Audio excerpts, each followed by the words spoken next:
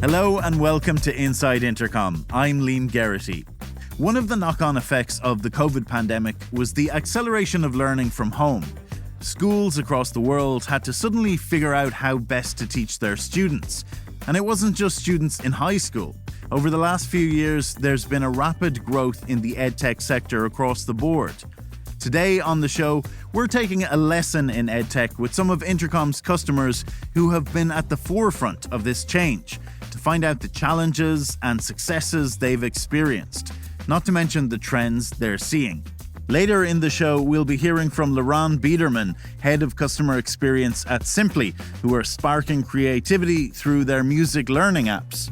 I think that a lot of companies, especially in edtech, but many industries could benefit from saying, yes, we're putting our customers at the forefront, but looking into what sort of substance can be placed behind that. How can we generate a lot of value for the customers, and how can we ensure that they're enjoying it every step of the way? We'll be talking to Kris Jagasia, co-founder and CEO of Off to Class, a tool for English as a second language teachers. It's really been over the last year in every sector, not just in education, that the staffing issues have really come to the forefront, at least for our clients. We're seeing it as an opportunity to rethink the way teaching gets delivered to students in schools. And we'll be chatting to Chris Hull, Chief Product Officer and co-founder of Otus, a system that's able to integrate student performance info into one place, about the future of edtech. I think that we're on the precipice of something that's going to be really amazing. That is all coming up. But first, I mentioned the rapid growth in the edtech sector, and one company who've experienced that is Outschool. Outschool is a marketplace for live online classes for kids aged 3 to 18. That's Tristram Hewitt, the head of operations at Outschool. So teachers can list classes about nearly any subject that they're qualified to teach, and then families and kids can sort of enroll in those classes. There is a huge variety of classes on the platform. For example, you can learn about math while also learning about Pokemon. What's really cool about it is that teachers can sort of choose what they want to teach. So they're making classes that are interesting for them. And then families can decide what they want to take, and kids can decide what they want to take. Homeschoolers is a major market for Outschool, as well as kids taking after-school lessons for academic enrichment and support. And because it's an online platform, kids from all around the world can enroll. So we've got kids from every continent taking classes together on Outschool. So in addition to sort of the benefits of the diversity of class types and class content, you can really get a truly sort of international education from your home, which is, I think, very cool. Figures show that the edtech market grew by nearly 21% year over year in 2021. Outschool has seen that growth firsthand. The pandemic drove a lot of change in edtech. That is absolutely true. A few things that you notice is, first, for Outschool, it led to dramatic growth of the marketplace. We grew over 15x in 2020 versus the prior year. From a booking standpoint is great, but it also lets you bring on a lot more sellers. So there's a lot more liquidity and choice on the marketplace than there was before, which creates a much better product and experience for sort of buyers today. In addition, I think you saw a lot more adoption of edtech products by classroom teachers, partly because the pandemic, forced people to use technology more. And there's a long list of products that I think, people had access to previously, but the teachers weren't sort of forced to use it. So might not, use it otherwise because they can sort of teach without it. Something Tristram has noticed is an increase in the importance of one-to-one learning. Some of this is driven by sort of catch up from the pandemic and sort of funding available from the government to catch up from the pandemic. So you had like the SF funds from the federal government funding a lot of tutoring initiatives. In California has launched a sort of free tutoring initiative, all of which is, I think, pushing the normalization of online tutoring, which I suspect is going to be, here to stay.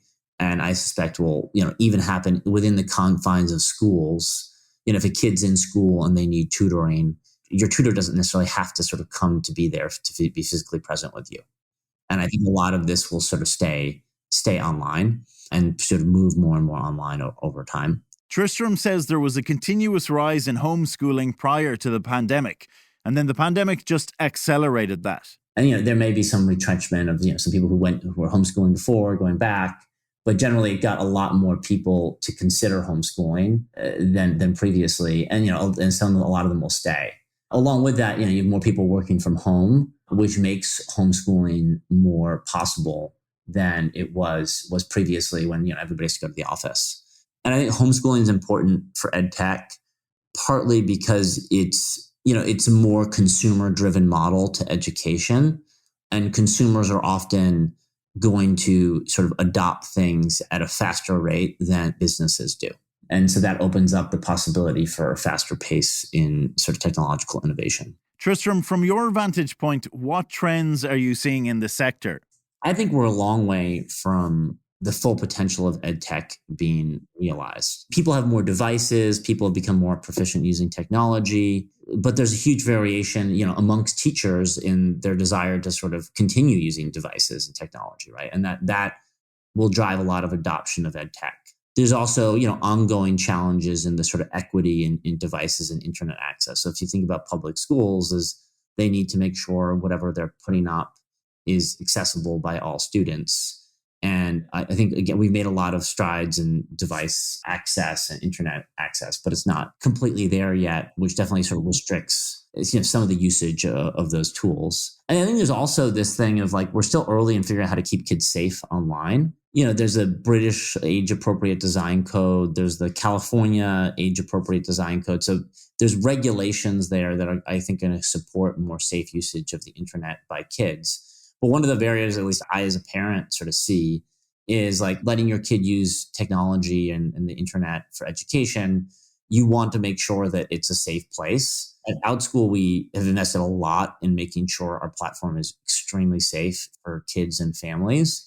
But that's, I would say, not universally true in all the sort of sites accessed by kids. Hopefully, as a society, we'll move toward making all the sort of sites that kids access a lot safer, so that more families are comfortable, sticking their kids in front of a computer and letting them sort of use it for educational purposes. And I think the other thing that I would expect will drive change from the regulatory standpoint, you see an increase in sort of charters and use of vouchers and ESSA funds, again, which sort of puts more money in the hands of consumers who I'd expect are going to be more likely to adopt new technologies. You also see, lots of rumors or discussion about the sort of teacher shortage, right? And then, if you have fewer teachers and fewer qualified teachers in classrooms, we need to sort of make up the gap. And then technology is one way that you can, fill that gap in sort of personnel, is by using more tools to educate kids. And so I think that that's also going to be a driver of adoption and growth in edtech.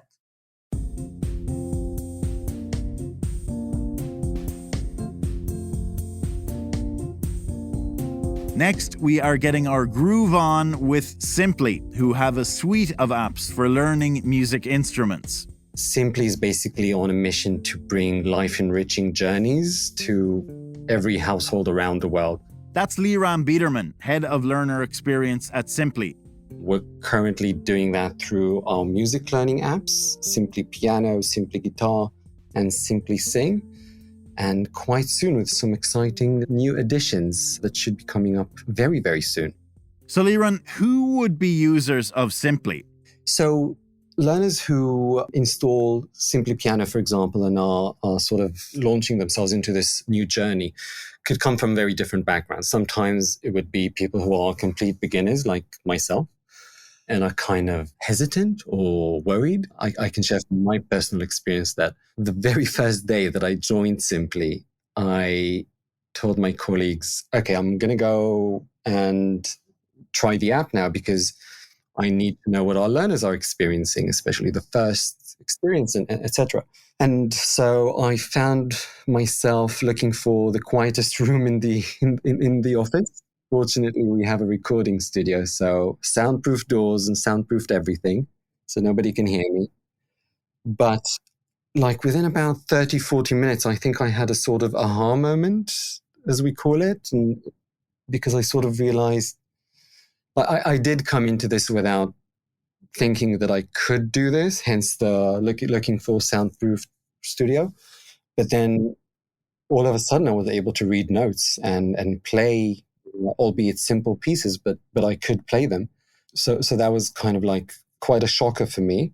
And that's when my wife and me started becoming addicted to the app in a way. Liran agrees the edtech sector has experienced something of a renaissance throughout the pandemic, but he likes to look back even further into the sector's journey. I think that you can look at the birth of all sorts of MOOC platforms, massive online open course platforms, which gained a lot of steams and were envisioned as like this big solution, which even universities were kind of fearful of at the time. And then my personal prism of seeing this over the last few years was that those platforms experienced some hardships because they realized that, yes, the vision is really, really good and interesting. It's sort of democratizing learning to an extent, but it's also become very challenging to ensure learner success and making sure that they reach the checkered flag. My personal opinion is that it sort of goes to show that learners as a whole, high level, do need the right framing to be able to prosper and to succeed. They need a supportive environment, which MOOC platforms did not always place enough emphasis on in order to enable learners to actually reach the checkered flag. So with that in mind, at Simply, we're constantly being mindful of that, and we're testing out new methods to ensure that learners are feeling that they are getting the support and they are getting the proper value from the apps, that they are enjoying picking up new skills and are not feeling that this is a daunting experience, but rather they feel like someone took the inherent complexity of learning a new skill and kind of broke it apart and simplified the whole learning process. That's key for them to be able to then spread the words to their friends, family, and what have you. You mentioned earlier about having the recording studio in Simply, and that got me thinking about your company culture. What effect does that culture have on your customer experience, or the learner experience, as you call it? Simply have a very unique company culture. It's one that is able to catapult us to succeed in many different aspects that we're focusing on.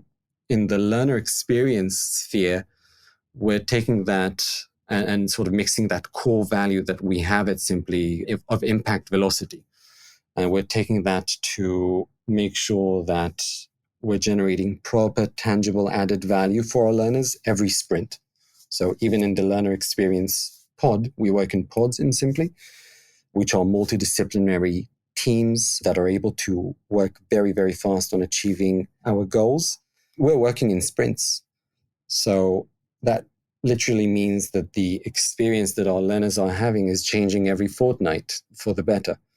So we're able to kind of ensure that the experience is both unique, touches people where they need support, and makes sure that they feel comforted, supported, and that they have the right enablement in order to succeed.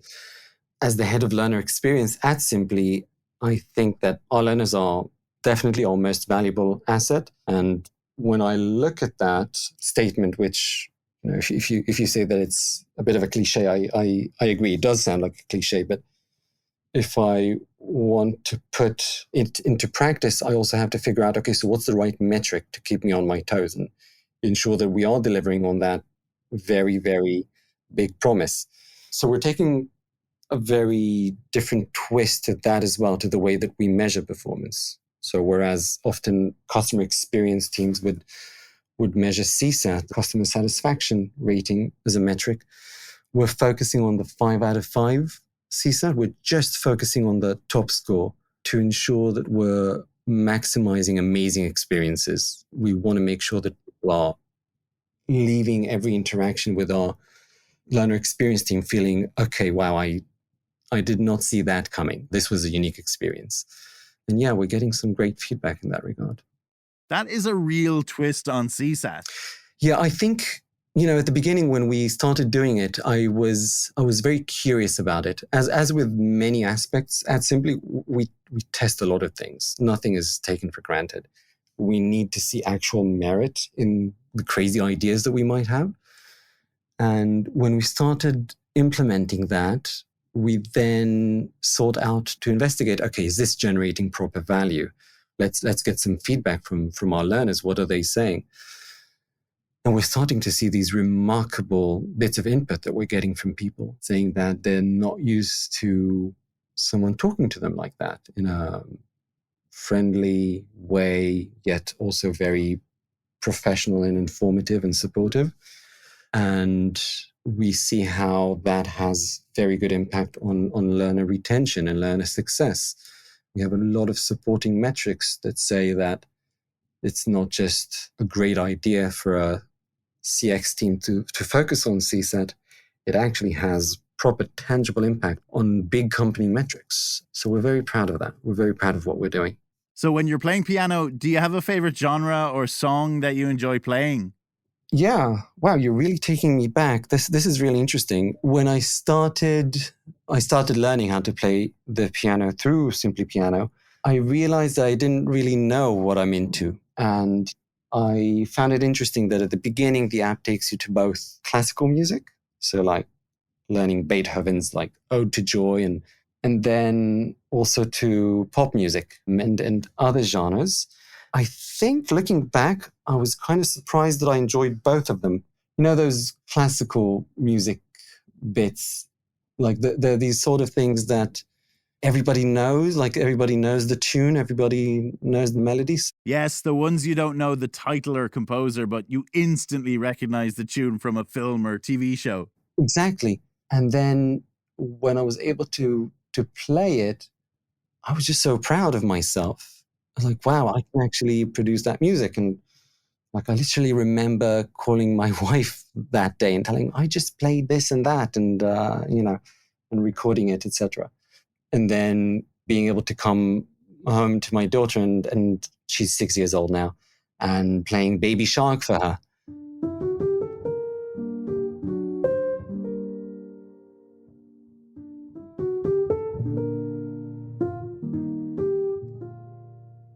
Next, we're off to class. Or rather, the company is called Off to Class. My name's Kris Jagasia. I'm the co-founder and CEO of Class. And Class is a tool for English as a second language teachers.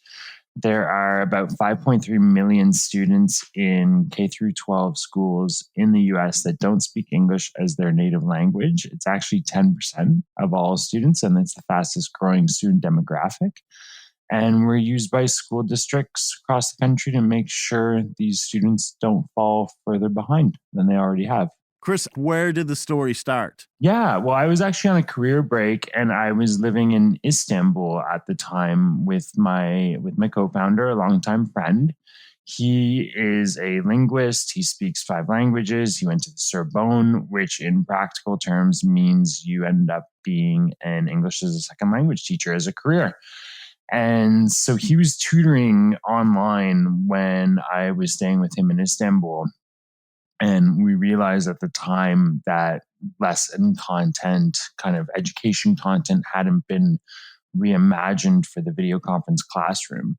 So I started actually taking the lesson plans that he'd created and we put them on a web tool. We put them out to a community of online ESL teachers.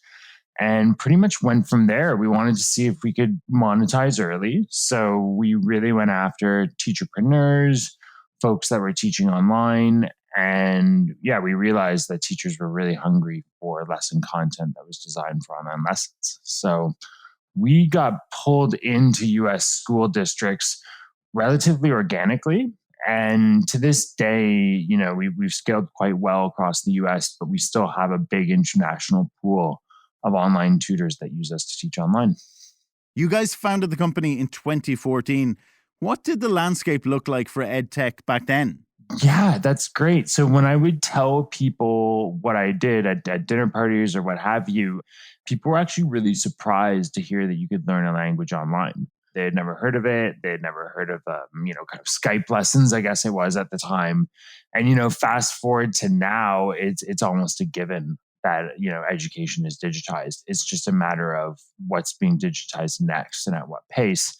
And I think what's surprising is despite all the hype around edtech that obviously blew up throughout the pandemic years, a huge portion of education from an institutional perspective is still not digitized. So there's still, that old adage of software is eating the world is very much still true for education.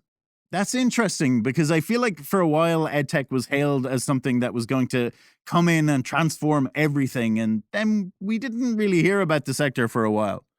Yeah. Well, no, I mean, at the end of the day, education is an old industry, of course, and outcomes are important. So throughout the hype of the pandemic, a bunch of solutions jumped up that just, right place, right time. But at the end of the day, if the outcomes aren't there, if you're not driving savings for the teachers or driving, outcomes for the students, it can kind of go by the wayside.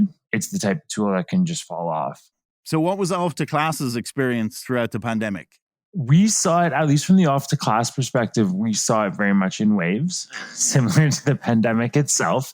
So the first wave was utter chaos, was teachers from, school districts or all sorts of institutions all over the world coming to our website and basically asking us, like, are you Zoom or are you this? Or like with no even categorization of where they were, just kind of in a bit of a panic. Yeah, we were able to catalyze that for some growth. And we were able to kind of double down on the work we were doing in the United States with the English language learner teams. Yeah, I mean, for us, it's been successive waves, but we're growing the fastest we ever have now that everybody's back at school. Speaking of kids being back at school, there's been a lot of talk about teacher shortages. Is that something you're seeing? So the labor shortages that are plaguing almost every industry in Western countries are extremely acute when it comes to teachers in the US. There's a lot of early retirement. There was a lot of soul searching throughout the years. A lot of teachers thought about, kind of pivoting their careers and whatnot. So the teacher shortages are extremely acute. When it comes to ESL, English as a second language instruction, there was already a skills shortage when it came to the United States. So what we're seeing right now is anything that can alleviate teacher shortages or staffing crunches is extremely attractive to our customers. So when I was talking about how we started in 2014 with all of these online tutors that still use Off to Class to teach, we're now able to provide those tutors to our district customers as an online solution. And that's super attractive. Are teacher shortages a new challenge or has that always been there? For me, the staffing issues are new. It's really been over the last year in every sector, not just in education, that the staffing issues have really come to the forefront, at least for our clients.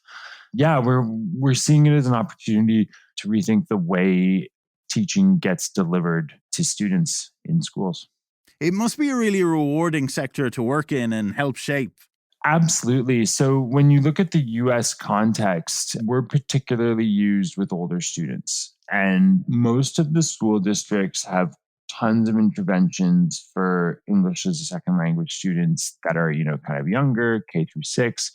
The theory being if you put a lot of resource at the students when they're young, they're no longer English language learners in a couple of years. But the reality is there's also a lot of older students, and these older students, they might not care about their state assessment scores. They might not care about getting a certain mark on their SAT and getting into a certain university. What they need is kind of life skills and the ability to communicate clearly in English. And that has a major driver on their future outcomes. And so when we really think about older students in a K through 12 environment that don't speak English in an English speaking country, it's really often that these students are at a juncture of inequity where if they don't pick up language skills quickly, their future outcomes are going to be seriously hampered. So it sounds like across the sector, there's still a lot of potential to be realized. Absolutely. So there's going to be a period of, what I suspect, if I had a crystal ball, what I suspect is there's going to be a period of strong focus on efficacy and outcomes because frankly, especially during the pandemic, but even before, like I was saying earlier, a lot of tools were there at the right place at the right time. But I think now everybody's going to be looking at efficacy. And then we're really proving efficacy through certain practices. I think it's those tools and solutions that are really gonna thrive in the next generation.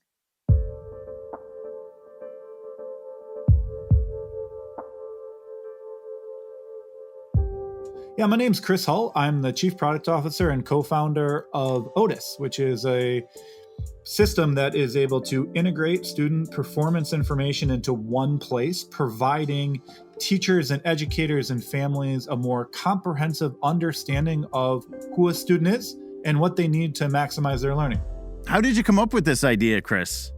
Yeah, so I was a 7th and 8th grade social studies teacher for 11 years, but in year 3, I kept on using technology to help me do my job. I had replaced an absolute legend in our district, somebody who is an incredible teacher, and I couldn't do the job as well as they could. So I kept on turning to technology to help me out, to be kind of an aid and support.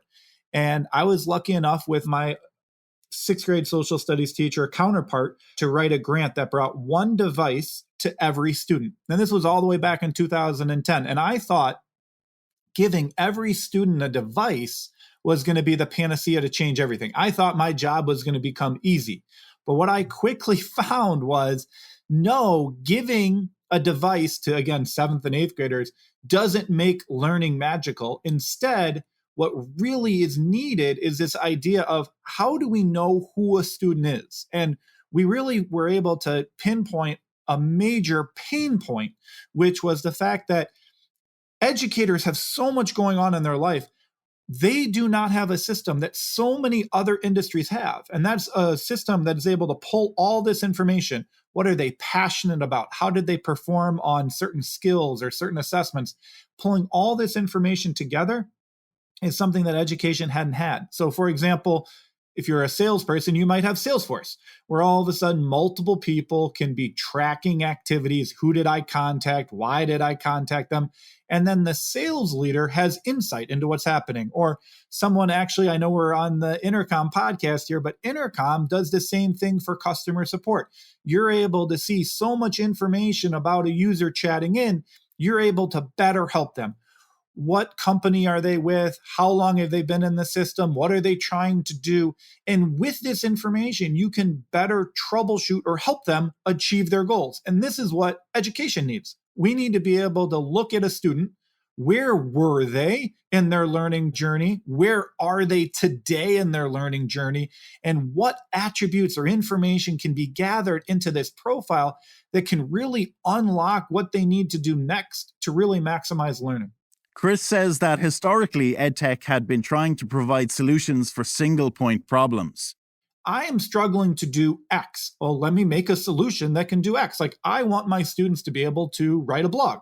Oh, here's a website or a technology tool that can help write a blog. Oh, I want to be able to have students collaborate on something. Well, maybe I have like a Google Docs. Again, it was all these single points, these single solutions.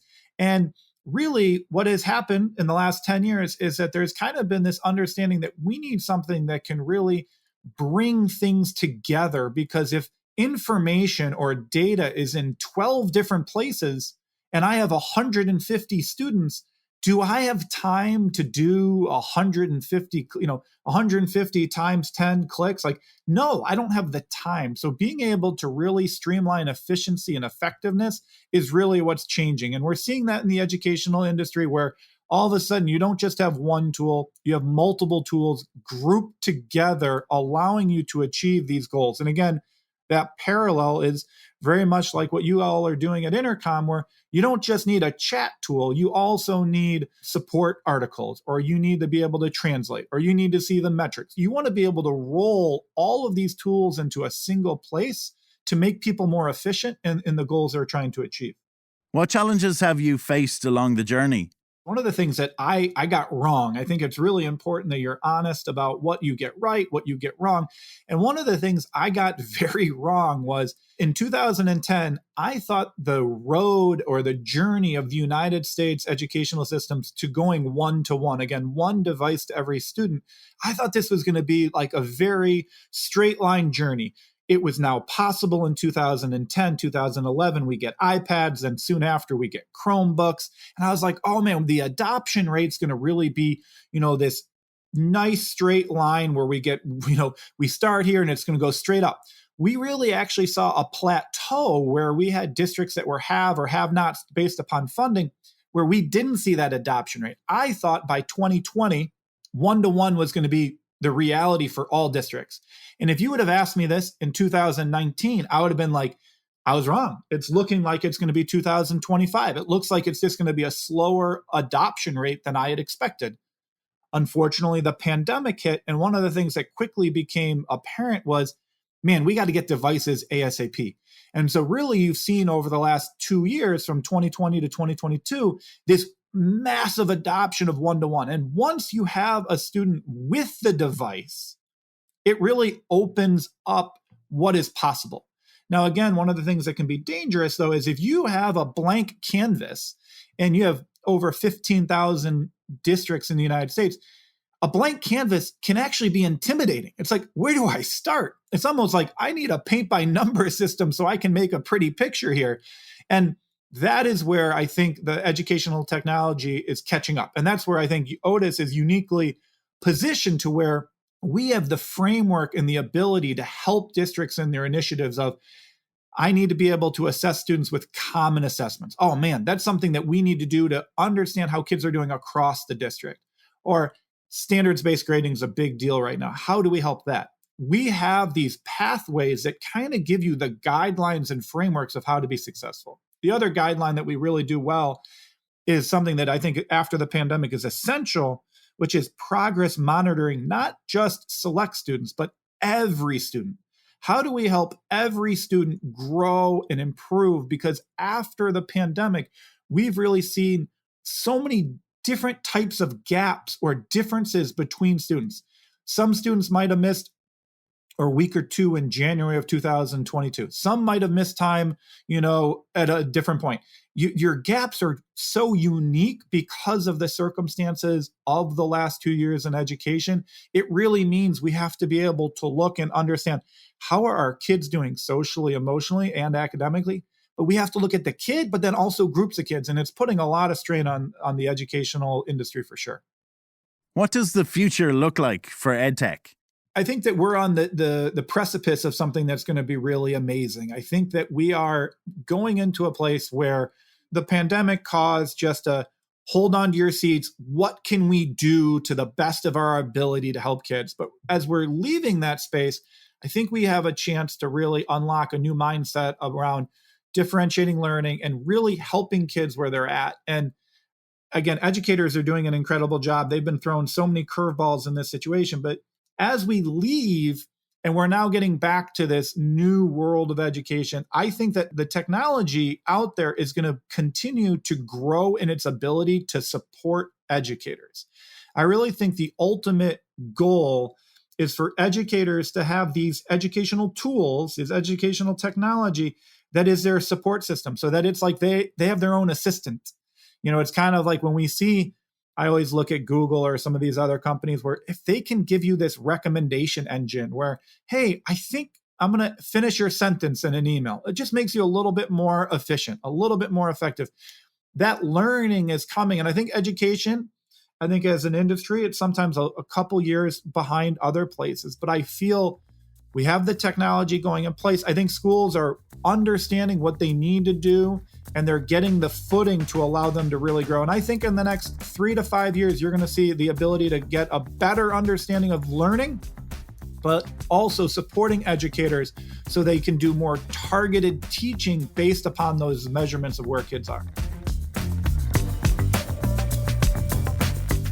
That's it for today. My thanks to Tristram Hewitt of Outschool, Liran Biderman of Simply, Kris Jagasia of Off to Class, and Chris Hull of Otus, all Intercom customers.